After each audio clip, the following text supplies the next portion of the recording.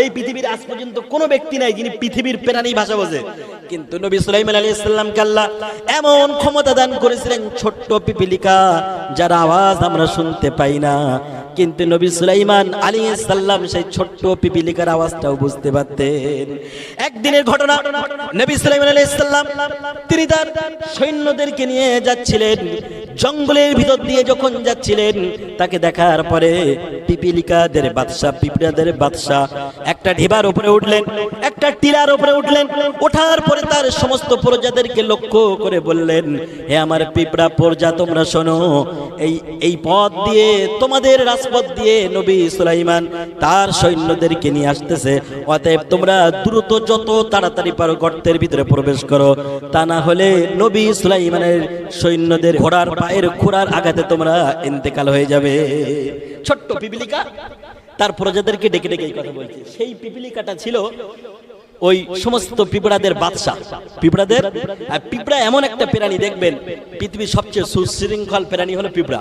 পিঁপড়া এমন একটা সুশৃঙ্খল প্রাণী, একদিক দিয়ে একটা পিঁপড়া যেদিক দিয়ে যাবে তার দলে দলে তাকে দেখে অনুসরণ করে সমস্ত পিঁপড়া দেখবেন সেখান থেকে যাবে, ঠিক না? পিঁপড়া হলো সুশৃঙ্খল প্রাণী। এই পিঁপড়া যখন এমন কথা বললেন, নবী সুলাইমান আলাইহিস সালাম তিনি তো পিঁপড়ার কথা বুঝতে পারতেন, তিনি বড় খুশি হয়ে গেলেন যে ছোট্ট পিপিলিকা, এই পিপিলিকাদের বাদশা, কিন্তু তার প্রজাদেরকে নিয়ে তার ভাবনা কত বেশি, প্রজাদের জান প্রাণের কত চিন্তা। এই জন্য তিনি প্রজাদেরকে ঘোষণা করে দিলেন।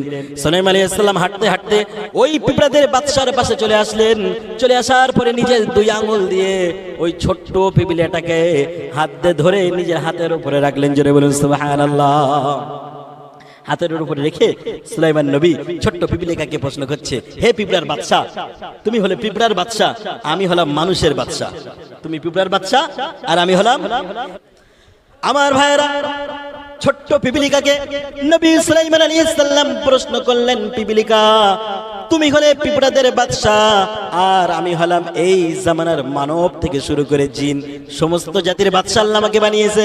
এখন তুমি বলো, তোমার কাছে আমার একটা ছোট্ট প্রশ্ন, পিঁপড়া তুমি বলো, তোমার সম্মান বেশি না আমি সুলাইমান আমার সম্মান বেশি? নবী সুলাইমান আলাইহিস সালাম পিঁপড়ার প্রশ্ন করছে যে তোমার সম্মান বেশি না আমার সম্মান বেশি? এখন বলেন তো, স্বাভাবিক দৃষ্টিতে বুঝলে দেখে মনে হবে সম্মানটা কার বেশি? কথা বলতে হবে, কার সম্মান বেশি? নবী সুলাইমানের। কারণ ইনি হলো গোটা পৃথিবীর, অর্ধ পৃথিবীর বাদশা, আর ও তো সামান্য মাত্র একটা পিঁপড়াদের বাদশা, তাহলে সম্মান বেশি কার? নবী সুলাইমান আলাইহিস সালামের না?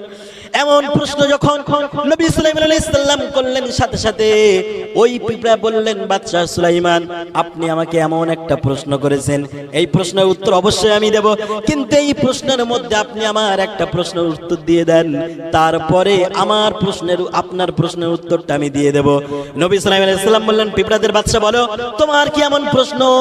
তখন ওই ছোট্ট পিপিলিকা বলল, বাদশা সুলাইমান, আপনি বলেন তো দেখি, আপনি বাড়িতে আপনার রাজ দরবারে যে সিংহাসনে বসেন, ওই সিংহাসনটার সম্মান বেশি নাকি আপনার সম্মান বেশি? কথা কি বোঝা যাচ্ছে? ছোট্ট পিঁপড়া বলছে, বাদশা আপনি বলুন, আপনার রাজ দরবারে আপনি যে রাজ সিংহাসনে বসেন, ওই সিংহাসনের সম্মান বেশি না আপনার সম্মান বেশি? আমার ভাইয়েরা, নবী সুলাইমান আলাইহিস সালাম চিন্তায় পড়ে গেলেন। কিছুক্ষণ পরে উত্তর দিয়ে দিলেন, ও পিঁপড়ার বাদশা শোনো, আমি যে সিংহাসনের উপরে বসি, ওই সিংহাসনের সম্মান তো কোনোদিন বেশি হতে পারে না, কারণ আমি হলাম বাদশা। আমি যখন সিংহাসনের উপরে বসি আমার সম্মানটা বেশি। যেই মাত্র উত্তর দিয়ে দিলেন, পিঁপড়া বললেন, বাদশা জাহান, এবার চুপ হয়ে যান, এবারে আমার প্রশ্নের উত্তরটা শুনে নিন। আপনার সিংহাসনে বসার কারণে, সিংহাসনের চেয়ে যদি আপনার মর্যাদাটা, সম্মানটা বেশি থাকে, তাহলে একটুখানি বোঝার চেষ্টা করুন। আমি এখন আপনার হাতের উপরে বসে আছি, আপনার হাত হলো আমার জন্য সিংহাসন, অতএব আপনার চেয়ে আমার সম্মানটা অনেক গুণে বেশি। সুবহানাল্লাহ। ছোট্ট একটা পিঁপড়া নবী সাল্লাল্লাহু আলাইহি ওয়াসাল্লামকে কি উত্তর দিলে বুঝতে পেরেছেন? যে আপনার সম্মান যখন সিংহাসনের থেকে বেশি, আপনার হাত আমার সিংহাসন, অতএব আপনার থেকে আমার মর্যাদা, সম্মানটা আল্লাহ বেশি করে দিয়েছে। সুবহানাল্লাহ। ছোট্ট পিপিলিকার কাছ থেকে নবী সুলাইমান আলাইহিস সালাম এই উত্তর পেয়ে গেলেন। আমার ভাইয়ের, আমি বলতেছিলাম, এই পৃথিবীর বুকে প্রত্যেক নবীকে আল্লাহ তাআলা রব্বুল আলামিন এক একটা মুজিজা